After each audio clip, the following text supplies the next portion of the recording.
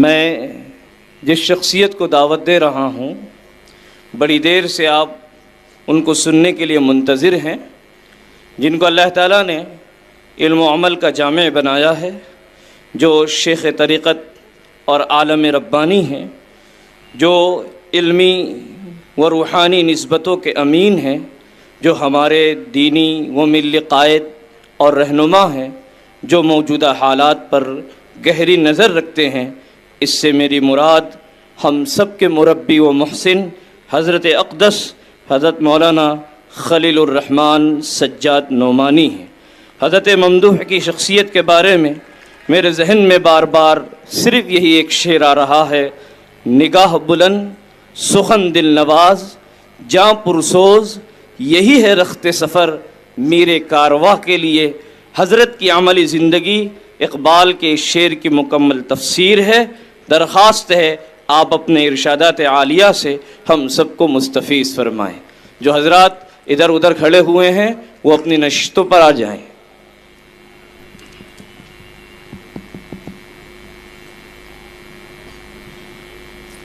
بسم اللہ الرحمن الرحیم۔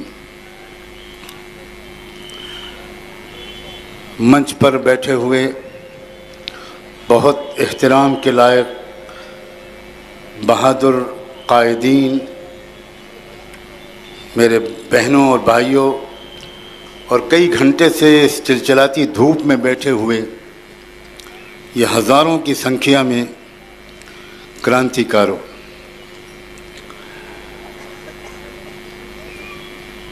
مجھے ایسا لگتا ہے کہ آج کا دن ناگپور کی تاریخ میں ایک ایتہاسک دن ثابت ہوگا۔ ناگپور جھوٹ کی فیکٹری کے حیثیت سے جانا جاتا تھا، یہاں سے جھوٹ ایکسپورٹ ہوتا تھا، آج یہاں سے جھوٹ کے خاتمے کا آغاز ہوا ہے۔ ایک جھوٹ تو ناگپور سے یہ چلایا گیا کہ مسلمان آتنکوادی ہوتے ہیں۔ میں سلام کرتا ہوں مشرف صاحب کو اور ہیمنت کرکرے کو کہ جنہوں نے بھارتی پولیس کی عزت رکھی ہے اور جنہوں نے آج اتنے بڑے مجمع کے سامنے جھوٹ کا پردہ فاش کیا ہے۔ آج یہ بات سب کے سامنے کھل کر آئی ہے کہ آتنکوادی مسلمان نہیں ہوتے، آتنکوادی براہمن ہوتے۔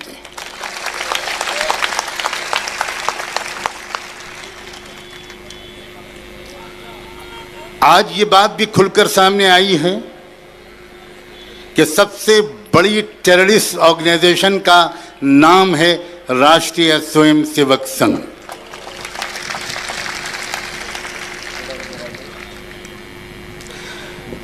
یہ کوئی معمولی بات نہیں ہے، اور یہ بات میں خاص طور پر یہاں بیٹھے ہوئے ہزاروں مسلم بھائیوں اور نوجوانوں سے بڑے صاف لفظوں میں کہنا چاہتا ہوں۔ یہ کوئی معمولی بات نہیں ہے کہ اس طرح کی صاف سچی باتیں آپ نے اور ہم نے ایک کرسچن بہن سے سنی، ایک سکھ بھائی سے سنی، مسلم رہنما سے سنی، بدھسٹ لیڈر سے سنی، SC/ST کے لوگوں سے سنی، OBC کے لوگوں سے سنی۔ ایک ایسا منچ ہمارے دیش میں استھاپت ہو چکا، ایک ایسا آندولن چھڑ چکا، ایک ایسا سنگٹھن بن چکا جس سنگٹھن کے ذریعے سے سجائے ہوئے منچ میں تمام مظلوم لوگ آ کر مظلوم بھائیوں اور بہنوں کے سامنے دیش کی اصلی سچائی بیان کر رہے ہیں۔ یہ ایک ٹرننگ پوائنٹ ہے ہسٹری کا ہمارے دیش میں۔ منچ بہت سجتے ہیں اور ہو سکتا ہے اس سے زیادہ کی سنکھیا میں لوگ آ کر جمع بھی ہو جاتے ہوں، نعرے بھی لگتے ہوں، تالیاں بھی بجتی ہوں، لیکن مجھے نہیں لگتا اتنی بڑی سنکھیا میں سمجھدار اور بہادر لوگ اور سچ بولنے کی ہمت رکھنے والے لوگ کہیں اور جمع ہو پاتے ہیں۔ ہمیں ضرورت ہے اس بات کی کہ دیش میں، ہمارے دیش میں نہ سمجھداروں کی کمی ہے نہ بہادروں کی، لیکن وہ سمجھدار اور بہادر اب تک الگ الگ تھے، اور موتیاں چاہے جتنی قیمتی ہوں، جب تک وہ الگ الگ رہتی ہیں وہ کسی گلے کا سنگار نہیں بن سکتی. موتیاں ہمارے دیش میں کروڑوں کی تعداد میں، اور آپ دیکھ رہے ہیں جب یہ سکھ بھائی بول رہے تھے تو کیا آپ کو نہیں لگ رہا تھا کہ قرآن بول رہا ہے؟ کیا آپ کو نہیں لگ رہا تھا کہ محمد رسول اللہ کی روح بول رہی ہے؟ کب تک سچائی کو چھپایا جائے گا؟ کب تک آپس میں ہم لوگوں کو لڑایا جاتا رہے گا؟ یہ ایک معمولی گھٹنا نہیں ہے. ہماری ایک مشکل ہے میرے عزیز نوجوانوں کہ ہم اپنے سامنے کی جو گھٹنائیں ہوتی ہیں ان کو زیادہ مہتو نہیں دے پاتے. ہم ہسٹری کی کتابوں میں پاس کی گھٹناؤں پر ریسرچ کرتے رہتے ہیں. یہ ایک معمولی واقعہ نہیں ہے کہ کیسے یگ میں، ایک ایسے دور میں جبکہ بھارت میں ظلم اپنی چرم جگہ پر، مقام پر پہنچ گیا ہے، آخری انتہا پر ظلم پہنچا ہوا ہے، صرف اس بات پر کسی نوجوان کو مارا جا رہا ہے کہ اس نے مونچھیں رکھ لیں، اس لیے کہ مونچھیں رکھنے کا ادھیکار اب تک صرف پنڈت جی کو تھا. اب اگر اس نے ایک SC ST کے آدمی نے، ایک نوجوان نے مونچھیں رکھ لی تو اس کو پیٹ پیٹ کر مارا جا رہا ہے، اس کو پیڑ میں لٹکایا جا رہا ہے، اس کو کار سے باندھ کر مارا جا رہا ہے، اس کا ویڈیو خود براہمن بنا کر اس کو وائرل کر رہا ہے. وہ ویڈیو کس نے بنایا تھا؟ جو پٹ رہے تھے انہوں نے تو ویڈیو نہیں بنایا. ویڈیو تو وہ بناتے ہیں اور بنا کر بھیجتے ہیں، وہ چاہے موب لنچنگ ہو اور وہ چاہے کسی ریل میں سفر کرنے والی ایک برقع نشین بہن کی عزت لوٹنے کی گھٹنا ہو، چاہے 18 سالہ معصوم نوجوان جنید کا قتل ہو، چاہے بوڑھے اخلاق کو مارا جا رہا ہو، وہ ویڈیو خود بناتے ہیں اور بنا کر اس لیے بھیجتے ہیں کہ سب مظلوموں میں اور زیادہ بھے پیدا ہو جائے. مگر ان کو جان لینا چاہیے کہ اب وہ دن گئے، اب وہ زمانہ گیا. اب تم جتنے وہ ویڈیو بناؤ گے اتنے ہی اپنے ہی کپڑے اتارو گے، اتنا ہی تم اپنے ان مظلوموں کو متحد کرنے میں ہماری مدد کرو گے. ہمارے پاس اتنے ریسورسز نہیں ہیں کہ ہم سوشل میڈیا پر تمہاری ننگی حرکتوں کا پردہ فاش کر سکیں. خدا نے تمہاری عقل ماری ہے، کبھی نوٹ بندی کرتے ہو، کبھی GST کرتے ہو. اللہ جانے رات میں کیا پی کر اٹھے تھے، اچانک 8 بجے آئے اور کہہ دیا کہ آج سے 500 اور 1000 کا نوٹ بند. اور تھوڑے دن کے بعد پھر کوئی دورہ پڑا. اگر یہاں کوئی ڈاکٹر ہو تو میں چاہوں گا کہ وہ کوئی تشخیص کرے، ڈائگنوز کرے what is wrong with his mental condition. پھر کچھ دن کے بعد آئے اور پھر کہا کہ اب GST لاگو ہو گیا. اور یہ سب، اس کو آپ اپرچونٹی سمجھو، چیلنجز کو اپرچونٹیز میں کنورٹ کرنے کا فن سیکھو. جو قومیں چیلنجز کو اپرچونٹیز میں کنورٹ کرنے کا فن سیکھ لیتی ہیں وہ قومیں حالات کا رخ بدل دیتی ہیں. رات کے اندھیرے کو صبح کی روشنی میں بدل دینا ان کے بائیں ہاتھ کا کھیل ہوتا ہے. مجھے لگتا ہے کہ آج سے ست یگ کا بگل بچ گیا ہے. ست یگ کیا مطلب؟ سچائی کا یگ. اب تک تو ست یگ وہ لوگ استعمال کرتے تھے جو جھوٹ کو سچ کہہ کر پھیلاتے تھے، لیکن اب انہیں معلوم ہونا چاہیے کہ اب ان کے جھوٹ کی الٹی گنتی شروع ہو گئی ہے. اب ان کے جھوٹ کی الٹی گنتی شروع ہو گئی ہے. اب سمجھداروں اور بہادروں کا ایک ساجھا منچ بن گیا ہے. یہ بہت قیمتی ایک موقع ہے. کھلے دل کے ساتھ یہ بام سیف کے لوگ، بھارت مکتی مورچے کے لوگ، وہ اس طرح کے منچ سجا رہے ہیں. پورے ملک میں جگہ جگہ سبھائیں کر رہے ہیں اور سب کو آمنترت کر رہے ہیں اور کہہ رہے ہیں آپ، وہ کوئی ڈکٹیٹ نہیں کرتا کہ آپ کو کیا کہنا ہے. آپ کو جو سچائی ہو، جس سچائی پر آپ کی آستھا ہو، اس کے مطابق اپنے دیش کے نوجوانوں کو، یواؤں کو، مہیلاؤں کو، بوڑھوں کو، غریبوں کو، کسانوں کو، دبے کچلوں کو ان کو سندیش دیجئے. آپ یہاں سے ایک سنکلپ لے کر اٹھیے. مجھے لمبی بات کرنے کی کوئی ضرورت ہی محسوس نہیں ہوتی، اس لیے کہ سب ضروری باتیں ہمارے ان سب بھائیوں اور بہنوں نے کہہ دی. ایک ایک نے الگ الگ اینگل سے بہت ہی ویلیویبل، بہت قیمتی قسم کے ٹاپکس کو ٹچ کیا ہے، لیکن ان سب کا جو خلاصہ ہے وہ یہ کہ اب مظلوموں کو متحد ہو جانا چاہیے، اب مظلوموں کو یکجٹ ہو جانا چاہیے، اور اب مظلوموں کو وہ زبان آپس میں بولنی چاہیے جو سب کی سمجھ میں آئے۔ اب مظلوموں کو کامن منیمم پروگرام کے مطابق اپنے ابھیان اور آندولن کو آگے بڑھانا چاہیے۔ یہ بالکل ضروری نہیں ہوتا کہ ساری چیزوں پر سب لوگ سہمت ہوں، نہ یہ ضروری ہے نہ یہ سمبھو ہے، لیکن یہ بالکل ممکن ہے، سمبھو ہے، اور بابسیف نے اور بھارت مکتی مورچہ نے اس کو سچ کر دکھایا ہے کہ اگر اتنی بات پر ہم سب سہمت ہیں کہ ہم سب کے ساتھ ظلم ہوا ہے تو اکیلے لڑنے سے ہم اس کا مقابلہ نہیں کر پائیں گے۔ ابھی ہمارے کرونیشور سوامی جی نے اپنی بات کو اسی پر ختم کیا کہ ہم اکیلے نہیں لڑ پائیں گے۔ آپ سوچئے ذرا کتنا بڑا جھوٹ ہے جس پر اکثر لوگ جس کو مانے ہوئے تھے، اکثر آپ میں سے بھی اکثر لوگ یہی سمجھتے رہے ہوں گے کہ اس دیش میں بہومت ہندوؤں کا ہے، اور بار بار مائنورٹی، الپ سنکھیک، اقلیت اس شبد کو دہرایا جاتا ہے، اور بار سنتے ہم بھی سمجھنے لگے کہ واقعی ہم اقلیت میں ہیں، واقعی ہم الپ سنکھیک ہیں، واقعی ہم مائنورٹی ہیں۔ میں بار جب کوئی جھوٹی بات کہی جاتی ہے تو اس کو اچھے خاصے لوگ سچ سمجھنے لگتے ہیں۔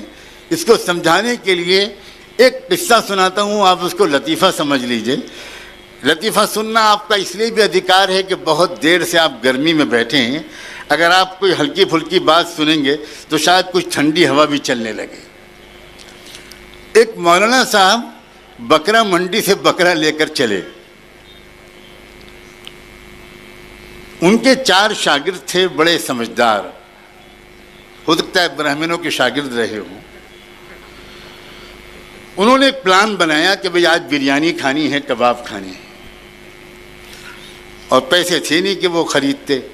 انہوں نے ایک پلان بنایا، اور جب مولانا صاحب بکرا لے کے ذرا گلی میں گھسے تو ان کے ایک شاگرد نے آ کر بہت ادب کے ساتھ ان کو سلام کیا اور کہا کہ مولانا صاحب یہ کتا لے کے آپ کہاں جا رہے ہیں؟ یہ کتا اتنی گندی چیز، اور آپ تو وہ کہنے لگے تمہارا دماغ خراب ہے، میں بکرا لے کر آ رہا ہوں، یہ کتا کدھر سے ہے بھائی؟ یہ سر سے پیر تک بکرا ہے، دیکھو ٹھیک سے۔ تو انہوں نے کہا کہ نہیں مولانا صاحب کچھ گڑبڑ ہے آپ کی آنکھوں میں، یہ کتا ہے۔ مولانا صاحب خفا ہو گئے، ڈانٹا اور بھگا دیا اس کو۔ تھوڑی دیر کے بعد دوسرا ملا، اس نے کہا کہ مولانا صاحب آپ اور کتا، یہ تو برداشت کے قابل چیز نہیں ہے کہ آپ کتا لے جائیں۔ تو پھر مولانا صاحب نے ڈانٹ کے بھگا دیا کہ تیرا دماغ خراب، بکرا ہے بکرا۔ اچھا بھائی ٹھیک ہے، آپ استاد ہیں، آپ بڑے آدمی ہیں، آپ کہہ رہے ہیں تو میں ماننے لیتا ہوں۔ وہ بھی چلا گیا۔ پھر تیسرا ملا، اس نے اور حیدرآبادی انداز سے جھک کر سلام کیا اور کہا آپ اور کتا، کیا یہ بالکل ہی قیامت قریب ہے؟ یہ ہو کیا گیا؟ یہ آپ کتا کیوں لے جا رہے ہیں؟ اگر پالنے ہی تو ہم سے کہیے نا، ہم پہنچائیں گے۔ پھر مولانا صاحب ڈٹے اور پھر سے ٹٹولا اور دیکھا اور کہا یہ بکرا ہے بھائی، یہ کیا بکواس کر رہے ہو تم لوگ، بھاگو یہاں سے۔ وہ بھی بیچارہ چلا گیا منہ لٹکا کر۔ چوتھا ملا اور اس نے کہا مولانا صاحب مر جاؤں گا، آپ کو کتا لے کے نہیں جانے دوں گا، یہ ذلت برداشت نہیں کر سکتا۔ بچپن میں آپ نے مجھ کو قاعدہ پڑھایا تھا، میں احسان نہیں بھول سکتا، میں کتا لے جانے نہیں دوں گا، میں پہنچاؤں گا۔ اب مولانا صاحب گھبرا گئے، وہ ڈرے کہ بھئی واقعی کچھ نہ کچھ گڑبڑ ہے، کسی نے نظر بندی کر دی ہے، ایک نے جھوٹ بولا، دوسرے نے دھوکہ دیا، کیا سب بدماش ہو گئے؟ تو پھر وہ ڈر گئے کہ واقعی کچھ کتا ہے، اور انہوں نے بھگایا، دھٹ دھٹ، وہ جلدی سے کتا بیچارہ بھاگا، اور مولانا صاحب اکیلے گھر چلے گئے۔ اور پھر ان لوگوں نے اس بکرے کو لے جا کر بسم اللہ اللہ اکبر، اور پھر شاندار دعوت ہوئی۔ 4 بار بکرے کو کتا کہہ دینے پر ایک مولانا صاحب بکرے کو کتا مان گئے۔ لاکھوں بار اقلیت اقلیت اقلیت اقلیت اقلیت ہر وقت کہا جا رہا ہے، اور ہم سب مان گئے کہ ہم اقلیت ہیں۔ آج اس جھوٹ کا بھی پردہ فاش ہوا ہے، ہم بہوجن سماج ہیں، हम बहुमत में हैं, हम मेजॉरिटी में हैं। तुम ए ब्राह्मणों, तुम हो अकलियत, तुम हो अकलियत में, तुम हो माइनॉरिटी में। अब अपने दिन गिनो, बहुत दिन हो गए। एक छोटी सी अकलियत वो पूरे मुल्क के अक्सरियत को अकलियत बनाए हुए है और अकलियत को अक्सरियत बनाकर राज कर रही है। ज़रूरत इस बात की है कि हम एक दूसरे पर भरोसा करें, हम एक दूसरे से अपना संवाद बढ़ाएं, एक दूसरे से मोहब्बत बढ़ाएं, मेल जोल बढ़ाएं, मिलना जुलना आना जाना करें। आप यहाँ से उठकर सिर्फ यूं ही नहीं चले जाइएगा, आप ये संकल्प लेकर जाइए कि आज आपको अपनी मस्जिदों के आसपास, अपने मदरसों के आसपास, अपने मोहल्लों के आसपास जो आपको मजलूम समाज के झुग्गी झोपड़ियाँ मिलें, जो आपको ये गरीब मजदूर और किसान मिलें, जो SC ST के और ट्राइबल और आदिवासी लोग मिलें, आपको उनके साथ बैठना है, आपको उनसे प्यार करना है, आपको उनसे मोहब्बत करनी है, आपको उनसे मूल निवासी का रिश्ता कायम करना है, आपको उनसे इंसानियत का रिश्ता कायम करना है, ताकि हम सिर्फ इंसाफ अपने लिए हासिल करें। कतन ये नहीं सिखाया था इस्लाम ने, आपको देश में और विश्व में इंसाफ को स्थापित करने की जिम्मेदारी दी गई है। हमारी ये जिम्मेदारी है। हम अगर सिर्फ नमाज रोज़ा करते रहेंगे तो मुझे साफ साफ कहने दीजिए, हम खुदा के यहाँ बख्शे नहीं जाएंगे, हम खुदा के यहाँ बख्शे नहीं जाएंगे। हमारी एक जिम्मेदारी है, हमारा एक फ़र्ज़ है, नमाज की तरह, रोज़े की तरह, कुरान की तिलावत की तरह, हमारा माँ बाप का कहना मानने और उनके सेवा की तरह, पाक दामन रहने की तरह, ये हमारा फ़र्ज़ है कि हम तमाम मज़लूमों की सेवा करें, सबका दर्द हमारे सीने में हो। और आप देखिए इस देश में कितने अच्छे अच्छे लोग मौजूद हैं। उन अच्छे लोगों को न मैं पहचानता न ये पहचानते। ये तो इस मंच की बरकत है कि ढूंढ ढूंढ कर पूरे मुल्क के चप्पे चप्पे से अच्छे अच्छे सच्चे लोगों को जमा किया जा रहा है। ये मेहनत बेकार नहीं जाएगी। मैं इसी पर अपना पैगाम मुकम्मल करता हूँ। मैं चाहता हूँ कि ज़्यादा वक्त मिले वामन मेश्राम जी को, आपको भी नमाज के लिए भी उठना है, लेकिन नमाज के लिए सब एक साथ ना उठें। मेरी इसीलिए मैंने बहुत शॉर्ट बात की है ताकि आप थोड़े लोग जाएं पीछे। इन्होंने नमाज के लिए भी जगह का इंतज़ाम किया है, वज़ू के लिए भी इंतज़ाम किया है। आप जाएँ, नमाज पढ़ के फिर वापस आएँ, क्योंकि अब जो समापन जो होगा वो अब होगा। मैं मुबारकबाद देता हूँ नागपुर के लोगों को, यहाँ के उलमा को, यहाँ के नौजवानों को, मस्जिदों के इमामों को, जिन्होंने दिल खोल कर इस पूरे आंदोलन को अपनी गोद लिया है। मुझे बचा रहे थे बिलास खराज साहब और ये यहाँ के वो लोग जिन्होंने दिन रात मेहनत की है कि किस तरह यहाँ के मुसलमानों ने पूरे जोश और खरोश के साथ इस प्रोग्राम में साथ दिया है। मैं उन सबको मुबारकबाद देता हूँ, शुक्रिया अदा करता हूँ और मैं यकीन दिलाता हूँ कि ये काफ़िला आगे बढ़ेगा।